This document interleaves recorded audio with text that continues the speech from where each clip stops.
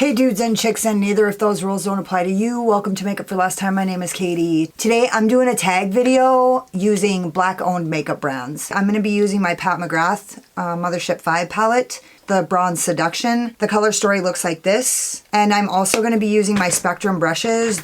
Spectrum is also a black owned brand according to my research, and I reserve the right to be wrong at all times. So if you guys know something that I don't, please let me know in the comments. Oh, this is a tag video, and I just hope that if you are a person who moves energy with makeup and communicates to this world with makeup and moves energy in this world on YouTube, I would just ask you to join me in this tag video and share a makeup look with your black owned brands. And this video is going to be heavy, and if you find yourself getting offended, then just keep watching. And if you find yourself getting defensive, one of the things that I've learned in recovery is that if I'm getting defensive, it's because there's something I need to fucking take a look at. Because when my side of the street is clean, I don't have to defend anything. I hope you guys love this look. This is the look I got. If you want to see how I got it, or you want to chat with me about my journey away from colorblindness, it's not enough to just tolerate differences. We must embrace them. And so I'm going to talk about my journey from colorblindness to embracing cultural differences. And so if you guys want to hear that, just keep watching.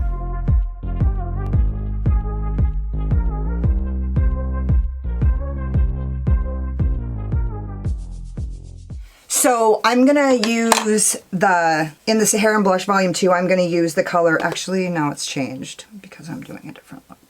I've actually done this video. This is the third time I filmed, and I didn't really like the first video. And then the second one I did last night, I hit stop to go deal with the problem, but it didn't stop. And so when I sat down and hit start, it hit stop and the whole video didn't record, so whatever.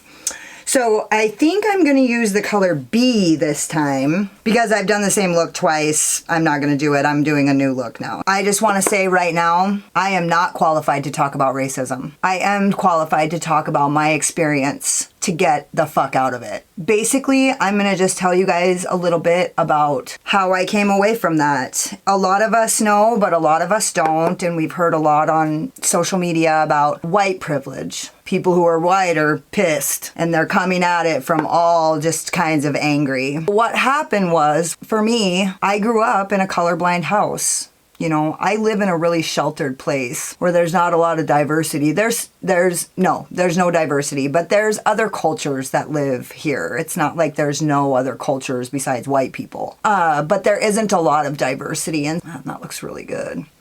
And then I think I'm going to go into the color Sola. You know, I thought that wasn't racist, and it isn't racist. But it's not like culturally aware either. What I know now is that colorblindness is a privilege that only white people have. And so all that means is that I never had to wake up.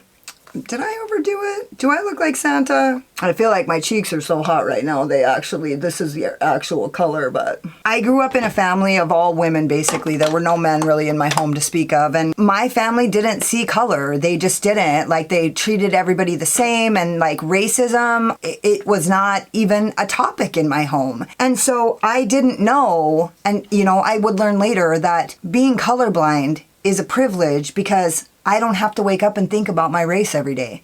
And I don't have to wake up and think about your race every day and your ethnicity. I don't have to think about anybody's ethnicity. There are a lot of people in this world that do have to think about their ethnicity, and they do have to think about their race. I'm gonna pry my eye and I'll be right back. Essentially, when I first went to college the first time, because it took me several years to graduate, I had a relapse in between. And when I went to college, I went to college because I cared about classism. That was what I was into. I wasn't interested in gender issues, and I wasn't interested in ethnicity issues. I cared about the disparity between the poor and the rich, because that's what I grew up with. I grew up with poverty that was pretty severe. And I mean, I know people who have had more severe. I know people who have had very severe. But I've gone without electricity a time or two as a child. And so that's what I cared about when I went to college. But one of the things that I learned in the beginning of my college career, and I have a bachelor's degree in social work, so basically everybody's like, yeah, it would have been nice if you would have figured out that you wanted to cut hair before you spent all that money on college. What a waste. And I'm like, well, more will be revealed. I'm going to use the Spectrum B6. And I'm going to go into this lightest transition shade, and I'm just going to go ever so lightly. And a little tap, and I'm just going to use this to build this transition right here. One of the things that they told me when I first started college that really made sense to me was that, you know, I had been around at this point, right? I've been in a lot of ugly, ugly situations, and I always thought that the assumptions that I had made about people were about the person. And now I can look back and see, you know, when you're in your addiction, it's never about the drugs. It's always about anything else except the drugs, you know, and I don't expect everybody to understand that, but that's the truth. It's everything but the drug. But now I look back and I realize I was just in all kinds of bad situations, and it was always because of drugs. Drug addiction is prevalent in trauma survivors and people in poverty. It's really, addiction is a big part. And I'm not saying people that aren't in poverty don't have to struggle with addiction and alcoholism. I'm just saying a lot of people that are in poverty, that's like just abusive relationships and substance abuse is like prevalent in people with people in poverty. And so what they said when I went to college was, if you have discriminatory thoughts against a broad generalization of discrimination against an entire other whole group of people, an entire race of people, then you're lacking information. So basically, racism is rooted in information. And although I wasn't that concerned with those issues, why? Because I'm white. Because people who aren't white, they are fucking concerned about those issues. That really stuck with me, that if I had these sweeping generalizations about an entire race of people, that I needed more information. And for me, the two places that I got more information were prison and college. That sounded a lot funnier than I pictured it in my mind. I had an idea of how people were going to be when I went to prison because I was scared. And I couldn't have been more wrong. I was so wrong. Like, it was exactly the opposite. And people of other ethnicities in prison really took me under their wing. And it helped me get more information, right? And so when I went to college, as I say, I'm a social work major. When I was in college before I relapsed, I really just cared about classism, and I was like on my way. But when I went back and I did my last year and a half, I took some classes. I took one class in sociology to get my major. It was called Race, Class, and Gender. And in college, all through college, in the social work field, you learn about things like oppression, historical trauma. You know, it's a proven fact that trauma stores itself in your DNA. It's in you. It's in you. I've heard some really cool things like from other ethnicities, like talking about learning to forgive the unforgivable. And I'm going to tell you right now, that takes a lot of strength and courage, because I don't fucking see a lot of motherfuckers forgiving the unforgivable, right? And so I learned about like the matrix of oppression. A very small select group of people are not oppressed. And then pretty much everyone's a minority. Women, people of color, people who are not heterosexual, they're all a minority. And so we learned about all the different, it's a matrix, because like if you're like a white single female, or if you're a black lesbian, or if you're gay white man, like all these different things play into what that experience looks like for you. And so I learned about all these things. Well, in the end, I took this class, Race, Class, and Gender. Quite frankly, I'm going to use my Spectrum B4, and I'm going to use this color, this darker brown. I learned about critical race theory for one. And critical race theory says that racism exists, because a lot of white people don't think racism exists because they don't think it exists in them, and it doesn't exist in their life. And so, you know, America is really, the things that happen in this country are well hidden under a guise of upward mobility. And everybody's heard this, you know, there's a pull yourself up by your bootstraps mentality. That all is derivative of basically like this idea of upward mobility, because people believe in the American dream. People would rather believe in the lie than actually believe that there is no American dream. And the American dream is that you'll be doing better than your parents, and your kids will be doing better than you if they just work hard and pull themselves up by their bootstraps. But the truth is, statistically, especially if you're in poverty, if you grew up in a middle-class family it's pretty likely that you'll either stay there or rise.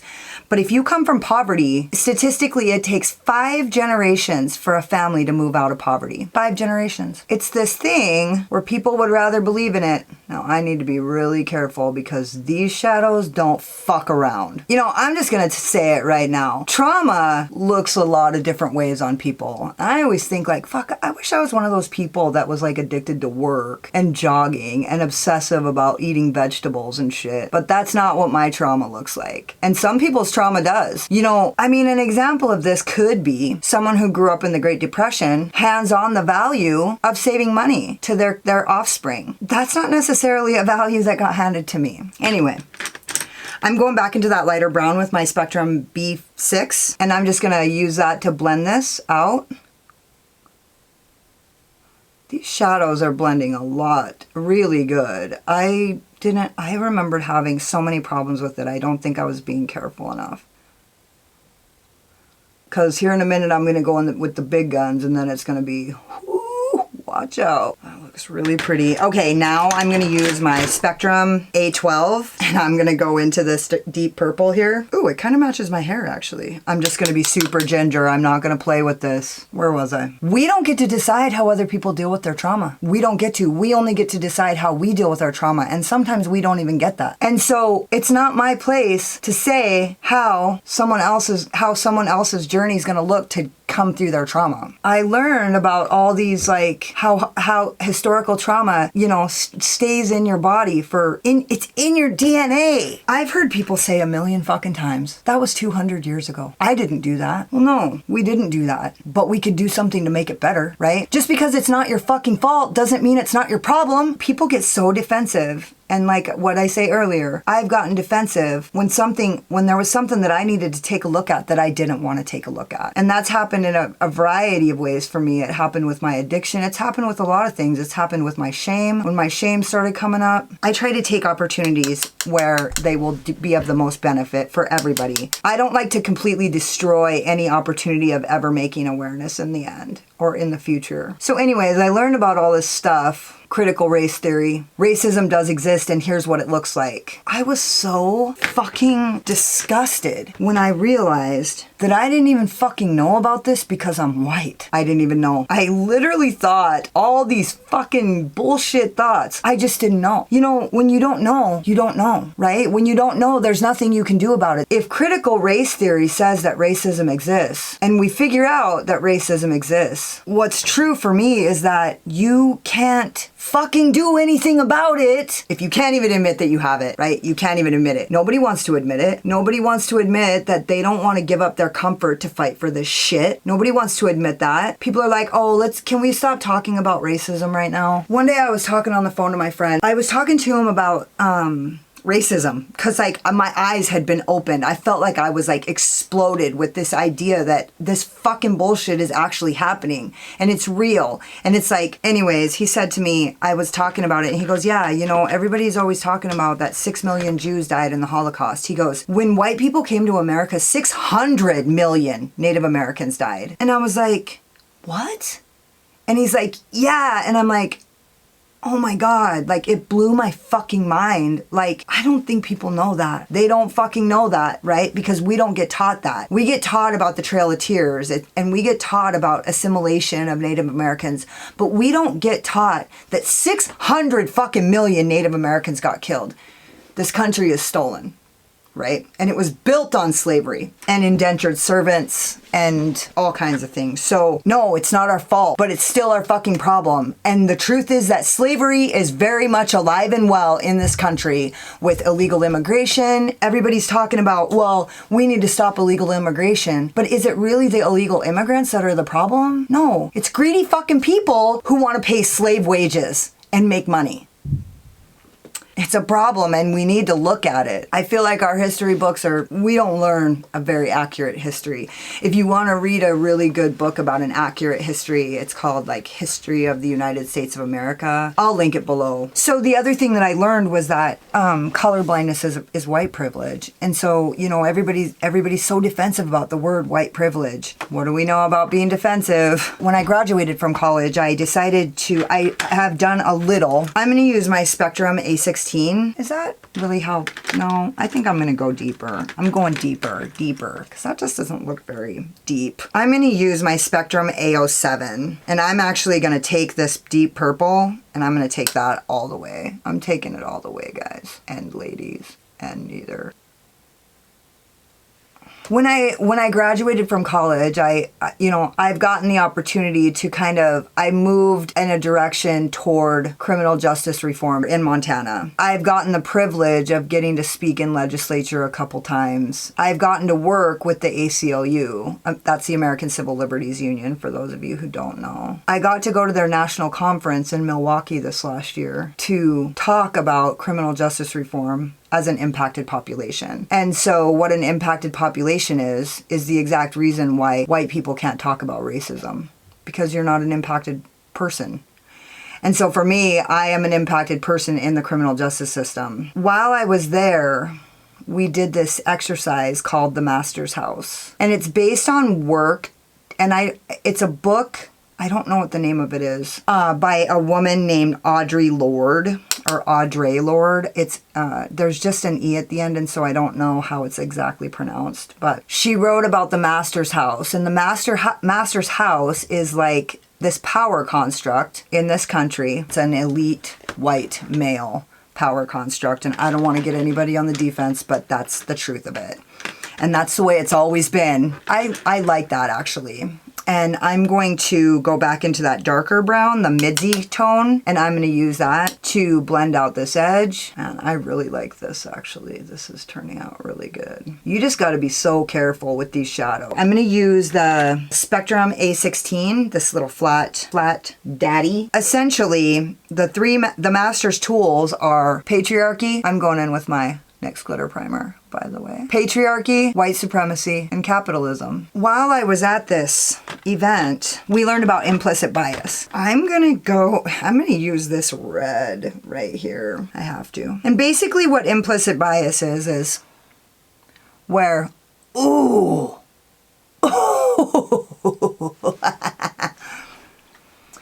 is these stereotypes that we have inside of us, and they're so deeply ingrained within us, we don't even know where they came from. We don't even know that we think them. And they are like so rooted in everything we do.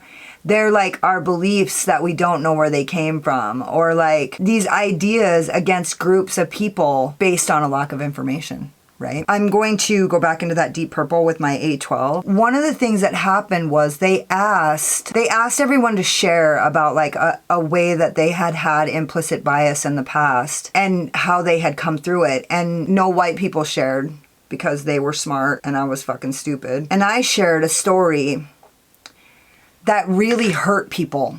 It hurt them. Like, I saw it on their faces that they were so hurt. I was trying to be helpful, and I was trying to like volunteer that like I had this in my life and this was my journey through it. I don't know if I did it wrong or if it's just me to shut the fuck up time, which is sometimes. I got so defensive. I was so defensive. I was so angry that had happened to me. I mean, I didn't like explode, but I literally spent the entire evening crying. And what I know now is, dude, I totally felt privilege shame. I just had so much shame. And I don't know if everybody knows what privilege shame is. But while we were at this event, this conference, there was one of the coordinators and he was pretty fucking great. And he was talking about white privilege and he said, I didn't ask for this shit and I don't fucking want it. And man, he was just speaking my language, right? You guys know he was speaking my language, and that phrase that he said, I don't fucking want this shit. I felt it. I felt it so deep. That was like one of the best experiences of learning. And there was,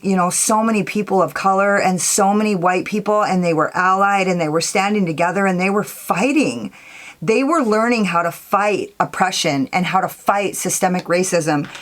And you know what? I left there feeling afraid because I knew that fighting systemic racism was going to be so hard. Other people can think whatever they want about what I just said, but I have to be honest. I was afraid that because I knew that fighting systemic racism was going to be so big and it was going to be so hard and that I couldn't just roll over anymore. You'll hear people say like, well, I've heard people say because have been blessed with the experience that I have, that, God, this just looks really amazing. I'm gonna do even further. I'm gonna take this pink shimmer. I got the privilege to go to school and like learn. Racism is a power construct. It's a thing that white people have used to keep power because they're afraid. They're afraid that they're gonna lose power. And so what they do is they keep us all pitted against each other, distracted, fighting over races, and the poor fighting the poor. And it fucking made me mad. It fucking made me so mad. It made me so fucking mad to realize that like I had been fucking duped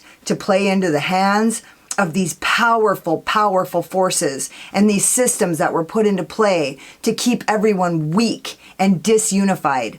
Right? They don't want us unified. They don't want white people liking black people. They don't want the Mexicans liking the black people. They don't want us to get together. They don't want us unified because they know that together we are stronger than them. And so that's when I made a decision. So what's the decision? The decision is I went home and I told my boyfriend at the time. Most of you know I haven't had a boyfriend for a really long time. This is probably why this was the final straw. I told my boyfriend at the time that I wanted to go to a Black Student Union meeting. And he goes, why? And I told him, and he literally said, why don't they ever have a white straight guy parade? Huh? I said, motherfucker, every day is white straight guy day, right? Every day is white straight guy day. So I'm so sorry if I get like worked up and if I say things in a way that like gets, you know, triggers people. I'm triggered. I'm fucking shitting my pants right now saying this shit. I'm gonna use some makeup.